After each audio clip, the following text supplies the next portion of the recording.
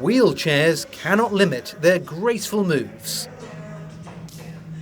Behind every impressive performance is a lot of hard work. The most difficult part is synchronization.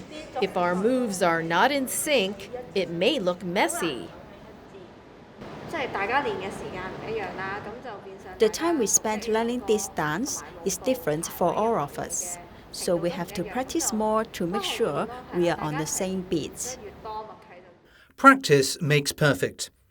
Sometimes this is easier said than done, especially when these students have to control the movement of their wheelchairs at the same time. One student said she once sprained her back during practice. Even so, they are keen to improve their moves. The four of them are members of the Hong Kong Red Cross John F. Kennedy Centre wheelchair dancing team. The school has been holding dance classes for years and even hired an instructor so students can learn from a professional once a week. The centre's vice principal hopes students will develop the courage to face challenges and learn to cooperate with others.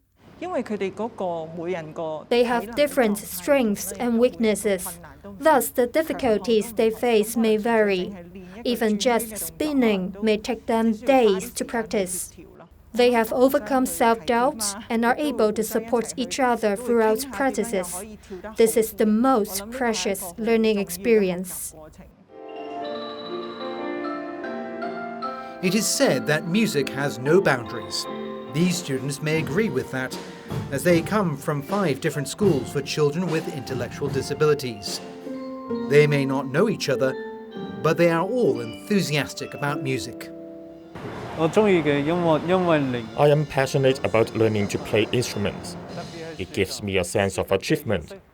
I particularly love the harp as it has a beautiful sound. I enjoy playing the harp.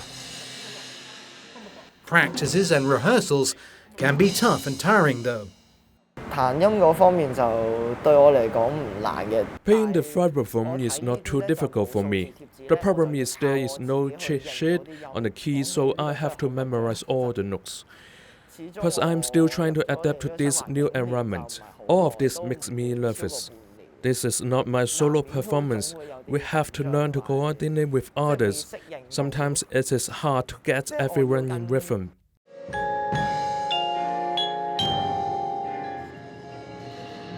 Despite the difficulties they have faced, the students still enjoyed the collaboration, and their parents were happy to see that.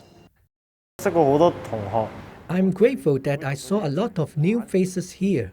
We can play together. He is more outgoing and confident since he learned to play the timpani. Now he will not get nervous easily on stage. The Education Bureau, together with the Hong Kong Special Schools Council and the Education University of Hong Kong, organised Shine 2022 to share the achievements of special school students. The Bureau hopes the public will have a better understanding of special education in Hong Kong and actively support students with special educational needs.